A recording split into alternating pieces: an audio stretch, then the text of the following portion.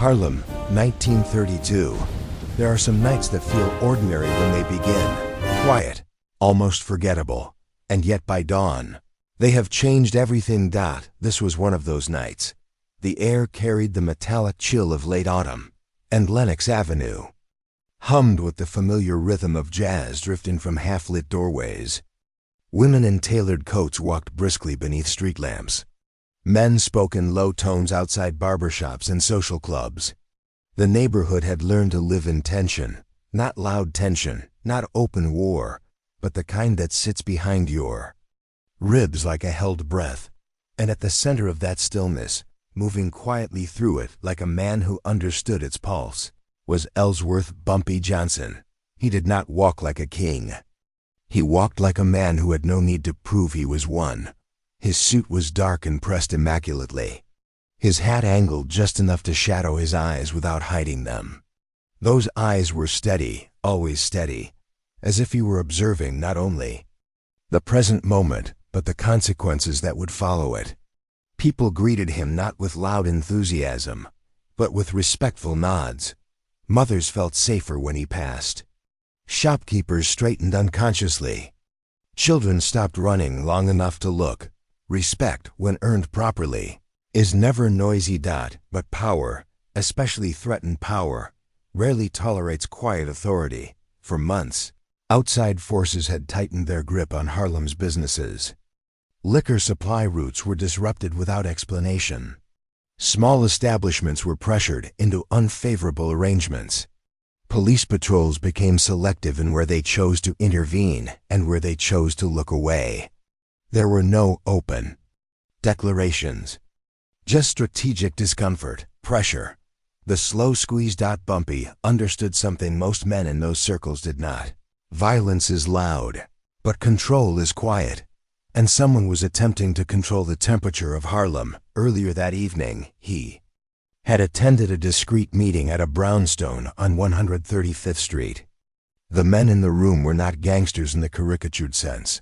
They were businessmen, pastors, property owners, bar managers. They were worried. "They're starving us," one of them said, voice tight but restrained. Deliveries delayed. Licenses questioned. Customers intimidated. Bumpy listened without interrupting. He sat slightly back from the table, fingers steepled, posture relaxed but alert. He did not respond immediately. Silence, he knew, often encouraged truth to continue speaking. "They want us desperate," another man added. Bumpy nodded once. "Desperation," he said calmly, "is expensive." That was all. He did not promise retaliation. He did not suggest escalation. He asked a few measured questions, clarified timelines, observed patterns. The room slowly steadied under his presence.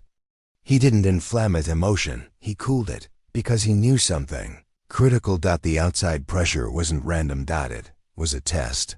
Harlem was being watched to see how it would respond. That same night, across the river and across the cultural divide, another meeting was taking place. The lighting was brighter, the suits more flamboyant, the laughter sharper. Dutch Schultz, a man whose reputation in that era was synonymous with ruthless ambition, leaned back in his chair, swirling amber liquid in a crystal glass. He had built influence through aggressive expansion, and Harlem was in his eyes a strategic prize. "Does he bark?" someone asked with a smirk. Dutch smiled thinly. "Not yet. And if he does?" Dutch's eyes narrowed slightly. "Then we'll see how long he can afford to." The room chuckled. They did not yet understand the difference between a man who barks and a man who waits. 3 nights later, the first real message arrived. It wasn't a gunshot. It wasn't a public beating. It was subtler, and therefore more dangerous. A popular Harlem jazz club, owned by a respected local family, was raided abruptly. No warning, no formal complaint. Equipment seized under inspection violations. Liquor confiscated. Musicians dismissed into the cold street with their instruments still warm from performance. The club had been compliant, licensed, orderly. The raid was not about legality. It was about leverage. By morning, word had spread. Fear is efficient in close communities. And by afternoon, a young man, barely 22, eyes sharp with anger, knocked on Bumpy's door. "They humiliated us," he said. "We can't just sit." Bumpy studied him carefully. Rage flickered in the young man's posture like unstable flame. "What would you do?" Bumpy asked evenly. "Make them feel it." Bumpy leaned back slightly. "Pain," he replied quietly, "is easy to give." The young man hesitated. "What's harder?" he asked. "Control." He let that settle. Bumpy did not reject strength. He understood it intimately. But he also understood that reaction is often the trap set by those who want chaos. And chaos would justify everything. The outside forces needed to tighten their grip further. The real battle was not territorial. It was narrative. If Harlem reacted violently, it would confirm every prejudice used to suppress it. If Harlem stayed passive, it would slowly suffocate. So Bumpy chose something far more difficult. He requested a meeting, not in secret, not through intermediaries. Direct. The room where they met was neither Harlem nor downtown territory, a neutral social club polished to artificial civility. Men from both sides sat stiffly. Waiters hovered discreetly. Dutch Schultz arrived with calculated confidence. He was not theatrical. He was precise. Sharp suit, controlled smile. The kind of presence that relied on intimidation without overt display. Bumpy entered minutes later. No entourage. No show of force. Just presence. He greeted Dutch respectfully, as if greeting an equal businessman. No hostility in his tone. No visible resentment. Dutch studied him, perhaps expecting visible outrage. Instead, he received composure. "I hear there have been misunderstandings," Bumpy began. Dutch smirked slightly. "Inspections are inspections." "Of course," Bumpy nodded calmly, "though timing is an interesting thing." The room shifted subtly. Dutch leaned forward. "You suggesting something?" Bumpy met his gaze evenly. "I'm suggesting that pressure creates instability, and instability reduces profit." It was not a moral appeal. It was strategic language. He reframed the issue not as oppression, not as injustice, though it was both, but as inefficiency. Dutch's eyes narrowed just slightly. "You threatening instability?" "No," Bumpy replied, voice smooth as still water. "I'm offering stability." The power dynamic shifted by inches. Bumpy continued. "Harlem functions best when respected. Business flows smoothly when dignity is maintained. If your men continue to humiliate established businesses, the neighborhood tightens. And when neighborhoods tighten, opportunities shrink." There was no raised voice, no overt threat, just consequence. Dutch studied him carefully. "You think you can control that?" he asked. Bumpy paused. "Not long, just enough. I already." Silence. Heavy. Measured. Dutch finally leaned back. "I look into the inspection procedures." It was not an apology, but it was a retreat. And in rooms like that, retreats rarely come twice. The jazz club reopened within 48 hours. Quietly. Without announcement. But Harlem noticed. The young man who had demanded retaliation returned. This time without anger in his eyes. "They backed off," he said. "For now." Bumpy replied. "You didn't even raise your voice." Bumpy's lips curved slightly, almost imperceptibly. Volume is often a substitute for leverage. The young man absorbed that slowly. What if they push again?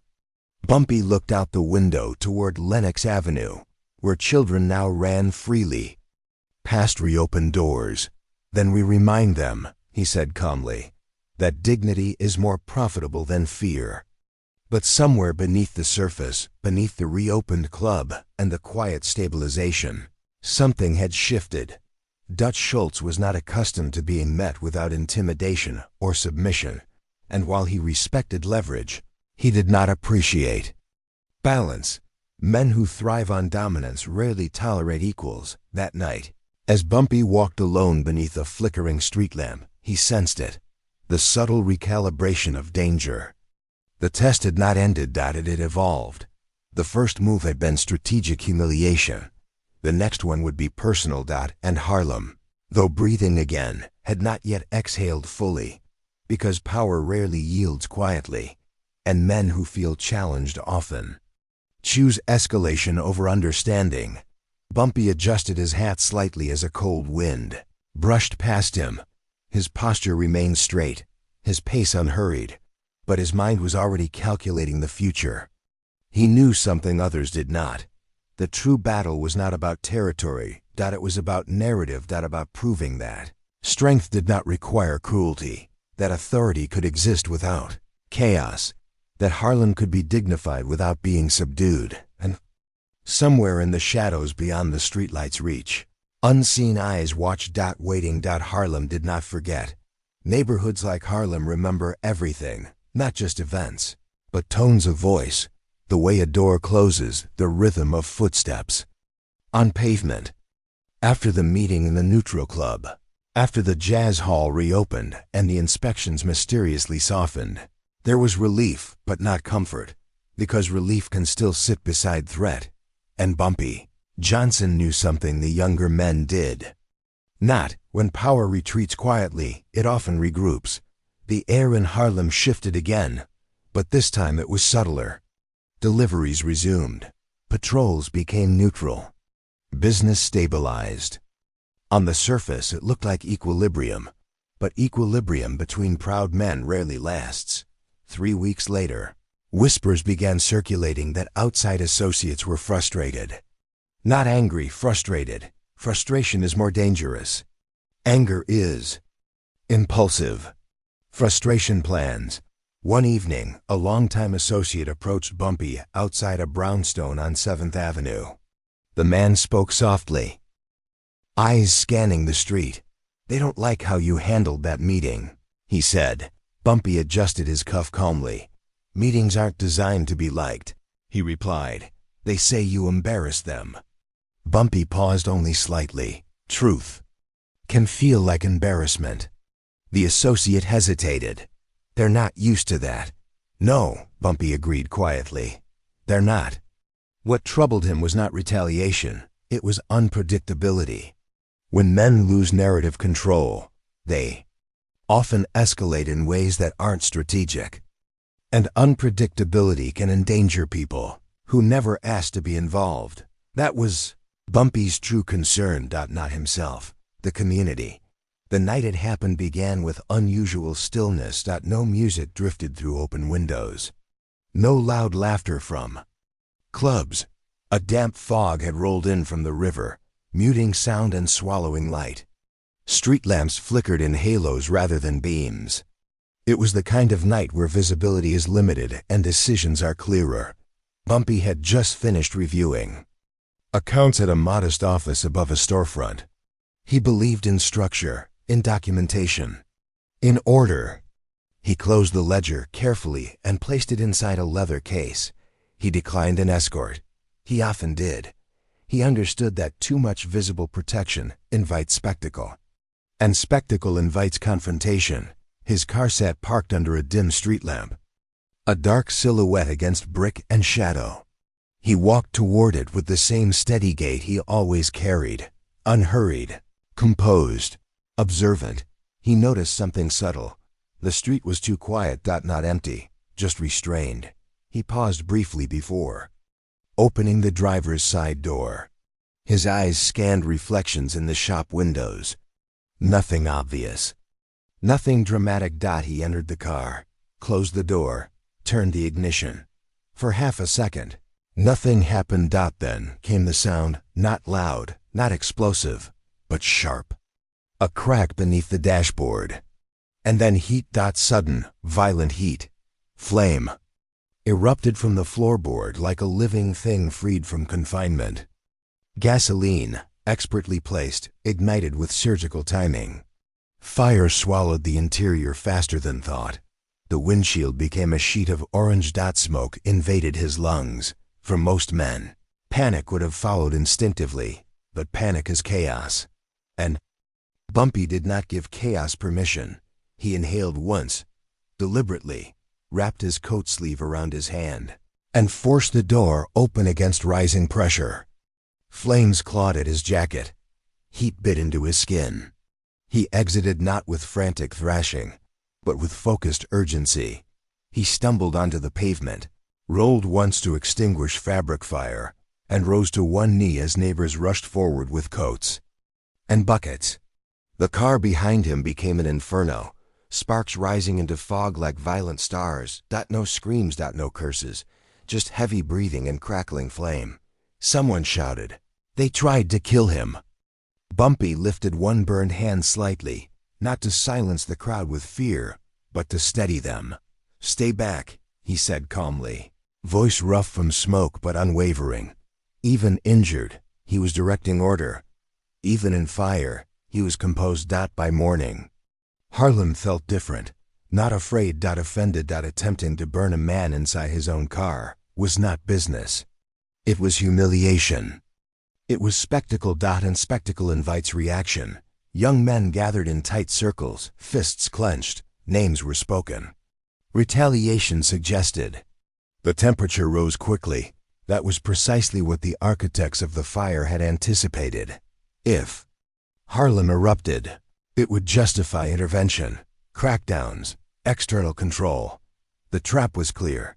Bumpy understood it. From his hospital bed, his hands were wrapped in thick white bandages. Second-degree burns. Pain that pulsed steadily beneath composure. Doctors advised rest, silence, distance from stress. He nodded politely. But pain clarifies priorities. Visitors entered cautiously. Each carried anger. "We can't let this stand." One said, "They think you're weak now." Another added. Bumpy listened quietly. When they finished, he asked one question. "If you burn their car tomorrow, what changes?" Silence. No one answered. "Does Harlem gain dignity," he continued evenly, "or lose it?" The room shifted. "Then what do we do?" Someone finally asked. Bumpy leaned back carefully against the pillow. "We respond," he said, without becoming what they expect. 3 days later, he requested a meeting, not hidden. Not delayed. Public enough to be known. Private enough to remain civil. Dutch Schultz agreed, perhaps curious, perhaps calculating, perhaps expecting visible rage. The meeting took place in a polished social club once again. Crystal glasses, soft lighting. A veneer of civility. When Bumpy entered, his bandaged hands were visible. He did not conceal them. That visibility was deliberate. Dutch studied the gauze carefully. There was no mockery in his expression, only evaluation. "I heard about the accident," Dutch said smoothly. Bumpy met his gaze evenly. "Accidents don't usually smell like gasoline." The room stiffened. Dutch's jaw shifted slightly. "You accusing me?" Bumpy did something unexpected. He shook his head slowly. "No." Pause. "I'm observing the cost." Dutch leaned back, eyes narrowing. "And what's that?" Bumpy rested his burned hands gently on the polished table. The contact had to hurt. He showed no sign of it. "Fire spreads," he said quietly. The room went still. "It doesn't ask who started it. It doesn't respect territory. It doesn't negotiate. It consumes." Dutch said nothing. "If I wanted retaliation," Bumpy continued calmly, "it would have happened already." That sentence carried weight. Not as threat. As discipline. Studied him carefully. "You think restraint makes you strong?" he asked. "No," Bumpy replied evenly. "It makes me responsible." Silence stretched between them, heavy, electric, layered with unspoken possibilities. "You wanted spectacle," Bumpy said softly. "You wanted reaction. Instead, you have a man sitting in front of you, burned, and still offering stability." The room felt smaller. Dutch's fingers tapped once against the table, then stopped. "What are you proposing?" There it was. The shift. Bumpy did not demand apology, did not request compensation, did not threaten retaliation. "I'm proposing," he said, voice steady as stone, that we stop testing how far fire can go. Dutch held his gaze for several seconds. Then, barely perceptible, he nodded once. It was not surrender, but it was acknowledgement. The aftermath was quiet. No public statement. No dramatic reconciliation, but the provocations stopped. Deliveries stabilized permanently. Inspections ceased entirely. External pressure eased not because of violence, but because escalation had failed to provoke chaos. Harlem watched carefully. They had expected vengeance. They witnessed restraint. A week later, Bumpy walked slowly through Lenox Avenue, hands still healing, movements measured. An elderly woman approached him outside a grocery store. She did not speak loudly. She simply touched his sleeve gently and whispered, "You didn't let them burn us." That was the true victory. Not dominance. Not revenge. Protection. Because retaliation might have satisfied pride, but restraint protected community. In private, the pain was real. At night, when the bandages were changed, he felt the sting, the reminder, the heat revisited in memory. But scars, he knew, are symbols. They can represent trauma or testimony. And Harlem now understood something powerful. Strength does not scream. It absorbs. It calculates. It chooses the future over the moment. Schultz, for his part, adjusted his approach. He recognized something rare in Bumpy Johnson, a man who could not be manipulated into chaos. A man whose dignity was not dependent on intimidation. And in that recognition, a strange form of respect began to take root. Not friendship, not alliance, but acknowledgement. The fire had been meant to humiliate. Instead, it solidified authority. It had been meant to provoke violence. Instead, it proved discipline. And in the golden age of loud men and louder threats, the most unsettling force of all was a man who could walk through flame and still choose calm. Harlem exhaled slowly. The test had grown personal, and Bumpy Johnson had answered not with fury, but with control. But power dynamics do not dissolve easily. The fire was not the end of the conflict. It was the moment both sides understood something undeniable. This would not be settled by fear. And the next move would require far more than intimidation. Because when a man survives flames without losing composure, he becomes something much harder to threaten. Fire leaves scars, but what it truly leaves behind is memory. Weeks had passed since the night Bumpy Johnson stepped out of a burning car and refused to let Harlem burn with him. His hands were healing, though the skin remained tight and tender. The bandages had grown smaller. The pain had dulled from sharp to constant, a reminder rather than a scream. Harlem had stabilized. Businesses operated without interference. The outside pressure had softened. On the surface, it appeared as though the confrontation had resolved itself through restraint, but men who operate on dominance rarely accept quiet defeat. They adapt. And adaptation is far more dangerous than aggression. Bumpy sensed it before anyone said it aloud. It was in the way unfamiliar faces lingered on corners longer than necessary, in the way certain conversations stopped abruptly when he entered a room, in the way the air felt not hostile, but observant. Someone was studying him. Not to attack, to understand, because when intimidation fails, strategy changes. One afternoon, as Bumpy sat inside a modest cafe reviewing paperwork, a young boy approached hesitantly. He was no more than 13, coat too thin for the season, eyes carrying urgency beyond his age. "Mr. Johnson," the boy whispered, glancing behind him. "They're talking."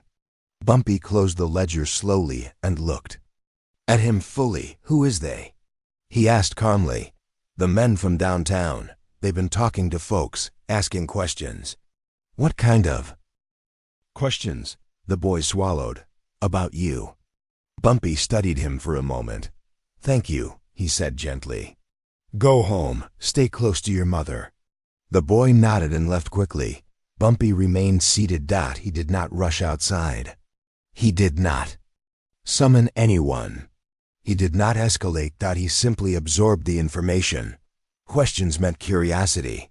Curiosity meant a shift. The fire had failed to provoke chaos. So now, instead of trying to destroy him physically, they were attempting something subtler. Isolation, undermining, narrative control. The next move came not in flame, but in rumor. It began quietly, a whisper that Bumpy was negotiating privately. For personal gain. A suggestion that he had accepted concessions not shared with the community. Nothing dramatic. Nothing loud. Just doubt. Doubt spreads faster than fire. Within days, small changes appeared. A shopkeeper who once greeted him warmly now nodded more cautiously. A club owner avoided eye contact. Conversations quieted slightly when he approached. Bumpy noticed everything, but he said nothing, because reacting defensively would validate the rumor. Instead, he did what he had always done. He showed up. He attended church. He walked Lenox Avenue. He met with business owners openly. He maintained transparency in every decision. But doubt, once planted, requires time to die. And someone was cultivating it carefully. Meanwhile, across the river, a quiet conversation unfolded. He doesn't fight. One man observed. That's the problem. Another replied. Dutch Schultz sat silently, fingers resting against his glass. He had watched the shift carefully. Fire had not broken Bumpy. Public intimidation had not destabilized Harlem. So now the strategy was psychological. You can't burn a man who refuses to ignite, Dutch said finally. But you can separate him from oxygen. The others understood. A leader without trust is simply a man standing alone. The true turning point came on a cold Sunday morning. Bumpy entered church as he always did, not to be seen, but because he believed in ritual, in grounding, in humility. He sat in the second-to-last pew, hands folded loosely. Midway through the service, he felt it. Eyes not reverent, not warm, measuring. After the final hymn, as parishioners filtered out, an older gentleman approached him, a man Bumpy had respected for years. There are concerns, the man said carefully. About? Bumpy asked evenly. About your arrangements. People are saying you've made agreements that benefit you. Bumpy held his gaze calmly. Have you seen evidence of that? He asked. The man hesitated. No. Have I ever hidden accounts from you? No. Then what is this? The man sighed quietly. Fear. Bumpy nodded once. Fear, he knew, is fertile soil, and someone was watering it deliberately. He could have called a meeting immediately. He could have demanded loyalty. He could have exposed those spreading rumor. But that would fracture Harlem further. Instead, he chose something far more difficult. He waited. And then he did something no one expected. He invited Dutch Schultz to Harlem. Publicly. To a charity event supporting local schools. The invitation itself was strategic. It reframed the relationship not as war, but as cooperation. It placed Dutch in a position where aggression would appear small. When word spread that Dutch would attend, the neighborhood braced. Some were confused. Some believed. It confirmed the rumors. Bumpy remained silent. The night of the event arrived with sharp winter air and heightened tension. The community hall was filled beyond capacity. Musicians played softly. Conversations were cautious. Then Dutch entered. Not with fanfare, not with hostility. Simply present. The room stiffened. Bumpy approached him calmly, extended his unburned hand. Thank you for coming, he said evenly. Dutch accepted the handshake. You surprised me, he replied. That was the intention, Bumpy said quietly. They stood side by side as the fundraiser began. Speeches were given about education, opportunity, investment in youth. Nothing about territory. Nothing about control. Just community. Then Bumpy did something no one anticipated. He stepped to the podium. The room quieted completely. He looked out across familiar faces, some trusting, some uncertain. I've heard the whispers. He began calmly. The tension in the room tightened. Whispers grow when truth is not visible. So tonight, everything is visible. He gestured toward the ledger books displayed on a side table. Every agreement, every dollar, every arrangement. Murmurs rippled through the crowd. I have never asked this community for blind loyalty, he continued. Only patience. And patience requires proof. He paused. Fire didn't divide us. Rumor will not either. Silence. Heavy. Powerful. Then he said the line that shifted everything. If you ever doubt me, come to me, not around me. The room remained still for several seconds. Then something subtle happened. An older woman stood first, then a shopkeeper, then a pastor. They began walking toward the ledger table, not in accusation, but in reassurance. Dutch watched carefully. This was not intimidation. This was authority built on transparency, and it was far more durable than fear. After the event, Dutch approached Bumpy privately. You didn't have to do that, Dutch said. Yes, Bumpy replied calmly. I did. Dutch studied him. You could have turned them against me. I'm not interested in enemies, Bumpy said evenly. I'm interested in balance. Dutch was quiet for a long moment. You're different, he admitted.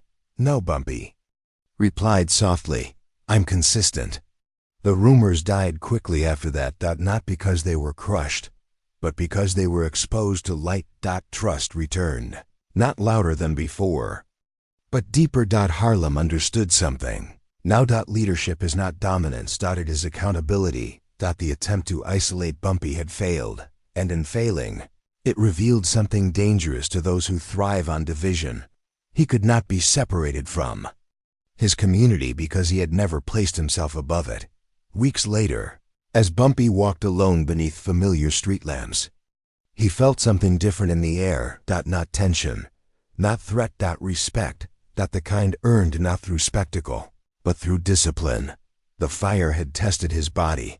The rumors had tested his reputation, but neither had broken his composure, because his authority was never rooted in fear. It was rooted in responsibility. And men who understand responsibility are difficult to remove. Yet even as Harlem settled into steadier rhythm, Bumpy knew something else. Power rarely disappears. It recalculates.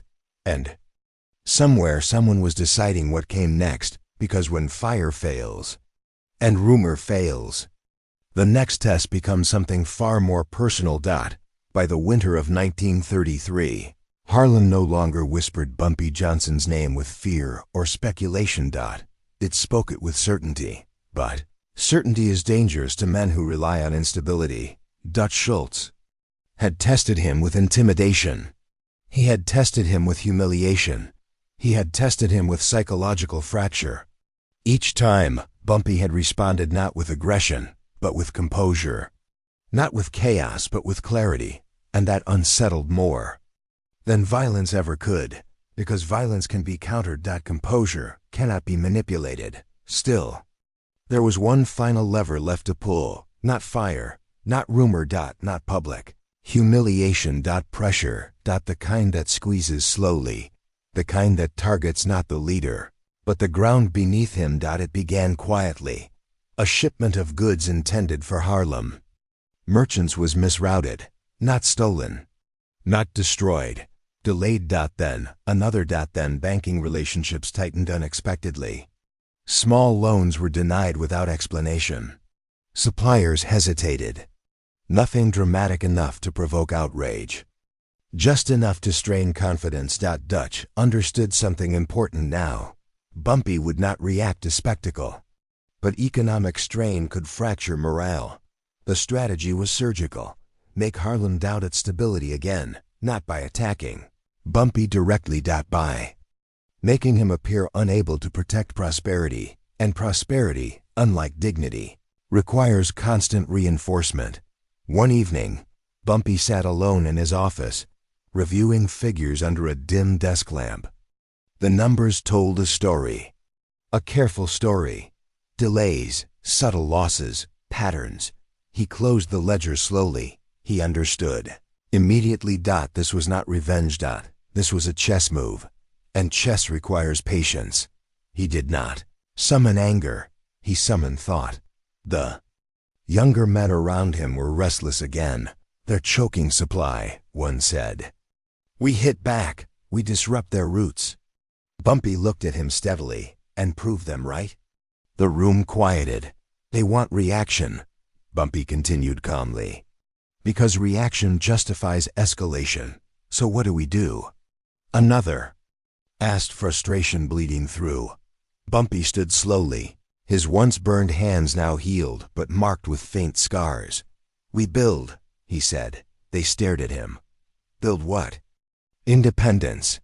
Over the next weeks, something remarkable began to unfold. Instead of confronting the pressure head-on, Bumpy expanded local networks. He connected Harlem merchants directly with alternative suppliers. He facilitated community pooling of resources.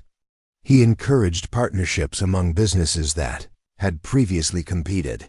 He did not frame it as resistance. He framed it as growth. Dutch's men waited for retaliation. Instead, they saw resilience. When shipments stalled, replacements arrived from unexpected sources. When loans tightened, community-backed funding appeared. When suppliers hesitated, new relationships formed.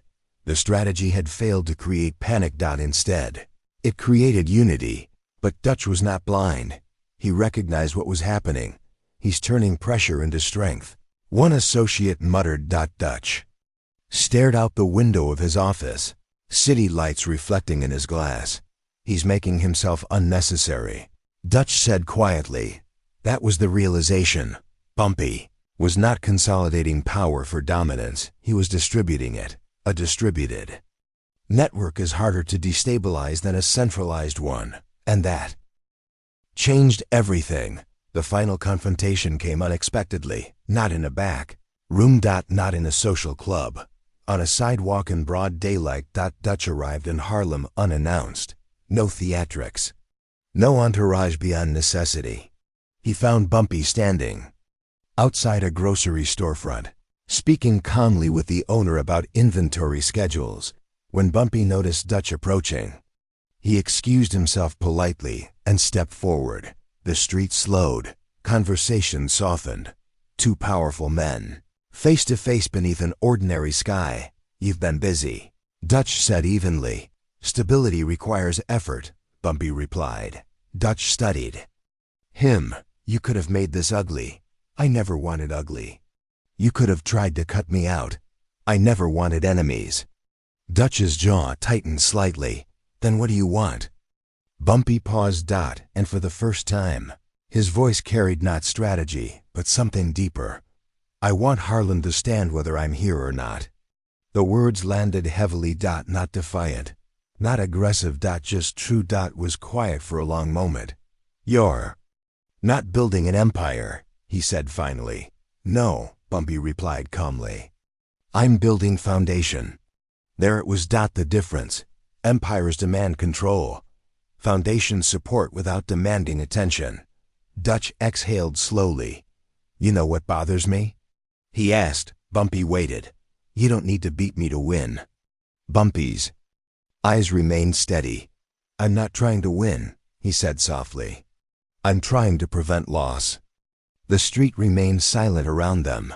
This was not a duel. It was recognition. Dutch nodded once. You're a different kind of man, he said. Bumpy's expression did not change. No, he replied. I just choose long term. After that day, the economic pressure eased. Not because of surrender, because of understanding. Dutch realized something essential. Destabilizing Harlem no longer served his interests. It strengthened it. And Bumpy had made retaliation inefficient. But the true resolution did not happen on that sidewalk. It happened weeks later. At a small community gathering celebrating the reopening of a school wing, funded partially through the cooperative efforts Bumpy had encouraged. Children ran through freshly painted hallways. Parents smiled cautiously but proudly. Teachers shook hands with merchants who had contributed small but meaningful amounts. Bumpy stood near the back. As always, not at the podium, not in the spotlight, just observing. An elderly pastor approached him quietly. "You've done something powerful," the pastor said. Bumpy shook his head gently. "No," he replied. "They did." The pastor smiled knowingly. "You made them believe they could." Bumpy looked at the children laughing under new lights.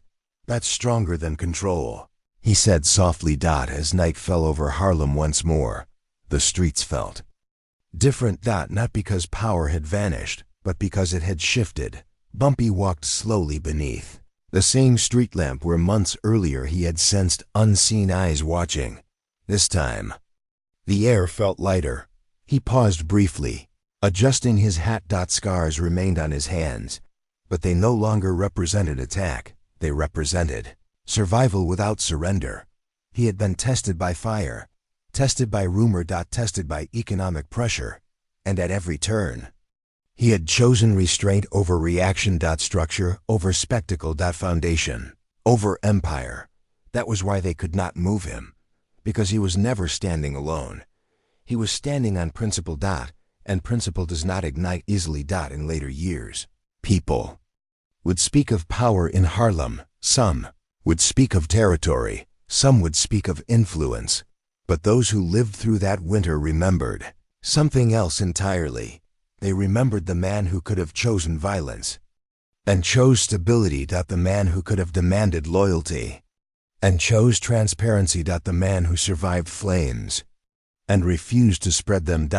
And in the golden age of loud men and louder threats, the most powerful figure of all was the one who did not need to shout. Because true authority is not measured by who fears you. It is measured by who stands stronger because you stood steady. Harlem did not burn. It did not fracture. It did not collapse. It adapted. And in doing so, it revealed something timeless. You cannot destroy a community led by a man who values dignity more than dominance.